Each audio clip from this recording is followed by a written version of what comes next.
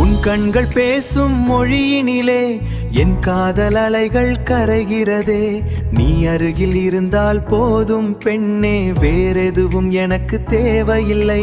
காலங்கள் கடந்தாலும் நம் காதல் வாழுமே, வானம் உள்ளவர் இந்த பாசம் தொடருமே. உயிரே நீயே என் உலகம் நீயே, உயிரே நீயே என் உலகம் நீயே.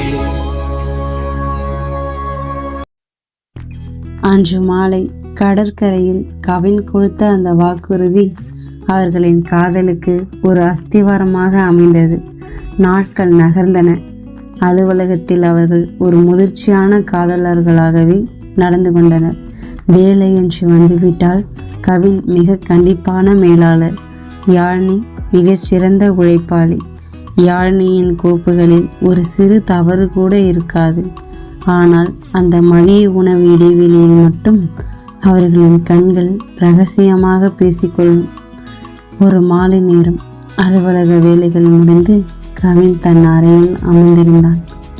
யாழினி தன் மேஜையில் வேலையை முடித்துவிட்டு கிளம்ப தயாரானாள். கவின் மெல்ல வெளியே வந்து, யாழினி, இன்னைக்கு நீ ரொம்ப அழகா இருக்குடி. இந்த ஒயிட் கலர் ட்ரெஸ் உனக்காகவே தச்ச மாதிரி இருக்கு என்றான் மெல்ல. யாழினிக்கு அந்த டி என்ற அழைப்பு இன்னும் பழகவில்லை என்றாலும் அது அவளுக்குள் ஒரு இனம் புரியாத நெருக்கத்தை தந்தது. அவள் வெட்கத்துடன் அவனை ஏறிட்டாள். இருவரும் ஒருவரை ஒருவர் இமைக்காமல் பார்த்து கொண்ட அந்த நொடி வார்த்தைகள் ஊமையாகி போக, உன் விழிகள் ஏதோ கவிதை சொல்ல, இமைக்க மறந்த என் கண்கள் உன்னையே சிறைபிடிக்கிறது. கவின் சிரித்து கொண்டே, உன்னை எவ்வளோ நாளாக நான் மிஸ் பண்ணிட்டேன்னு தெரியுமா? இத்தனை நாளாக ஆஃபீஸில் வெறும் ஃபைலையும் கம்ப்யூட்டரையும் பார்த்துட்டு இருந்த எனக்கு இப்போ தான் வாழ்க்கை எவ்வளவு கலர்ஃபுல்லாக இருக்குன்னு புரியுது. நீ இல்லாமல் இத்தனை வருஷம் எப்படி ஓடிச்சுன்னே தெரில என்று சொல்ல, யாழினி மெல்ல சிரித்துவிட்டு, போதும் பக்கப்படாதீங்க கவின், அகாடமிக்கு நேரமாச்சு என்றாள். யாழினி, நிஜமாவே நீ ரொம்ப ஸ்பெஷல் டி, உன்னை பார்த்துக்கிட்டே இருக்கலாம் போல இருக்கு என்று கவின் அவளது கையை பிடிக்க, யாழினி வெட்கத்தில் தலை குனிந்தாள். அன்று மாலை வேலைகள் அனைத்தும் திட்டமிட்டபடி முடிந்தன. அலுவலகத்தில் இருந்து இருவரும் ஒன்றாக வெளியே வந்தனர். கவின் தன் பைக்கை எடுக்காமல், யாழினி, இன்னைக்கு கொஞ்ச தூரம் இந்த ரோட்டில் நடந்து போகலாமா? இந்த மரங்க, இந்த அமைதி உன் கூட நடக்கணும்னு தோணுது என்றான். யாழினி புன்னையுடன் சம்மதித்தாள். சாலையின் இருபுறமும் அடர்ந்த மரங்கள் குடைபிடித்தது போல இருந்தன. தெருவிளக்குகள் இன்னும் எரிய தொடங்காத அந்த அந்தி பொழுது ஒரு ரம்மியமான சூழலை உருவாக்கியிருந்தது. கவின், நிஜமாக சொல்கிறேன் யாழினி, இன்னைக்கு இந்த ஒயிட் கலர் லாங் ட்ரெஸ்ஸில் நீ தேவதை மாதிரி இருந்த.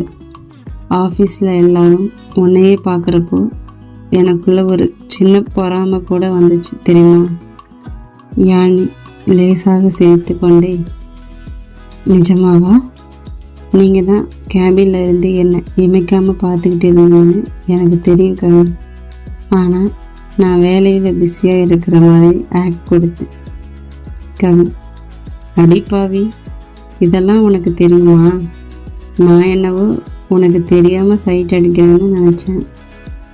ஆனால் உன்னை தெரியுமாடி, உன்னை எவ்வளோ நாளாக நான் மிஸ் பண்ணிட்டேன்னு நினைக்கும் போது தான் வருத்தமாக இருக்குது.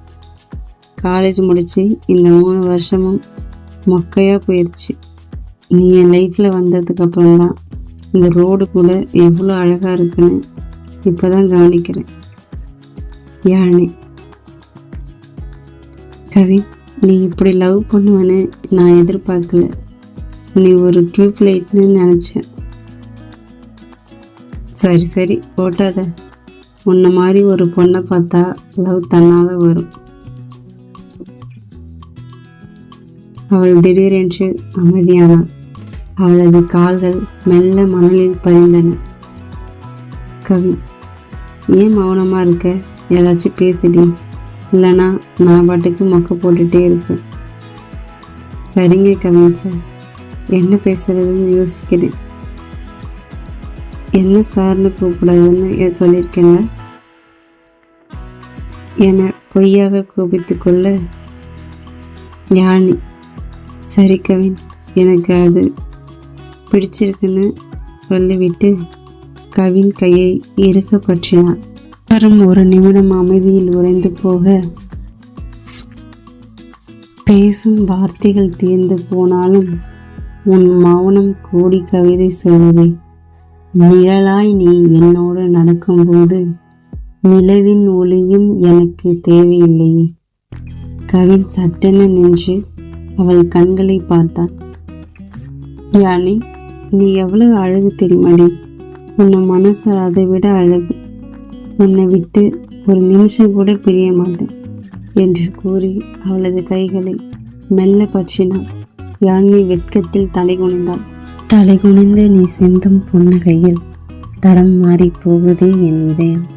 உன் விரல் கோர்த்த என் கைகளில் உலகம் முழுதும் வழங்கி போகுதே. இருவரும் ஒரு மரத்தடியில் அமர்ந்து பேசி கொண்டிருந்த போது சட்டென யாழினியின் ஃபோன் ஒலிக்கிறது.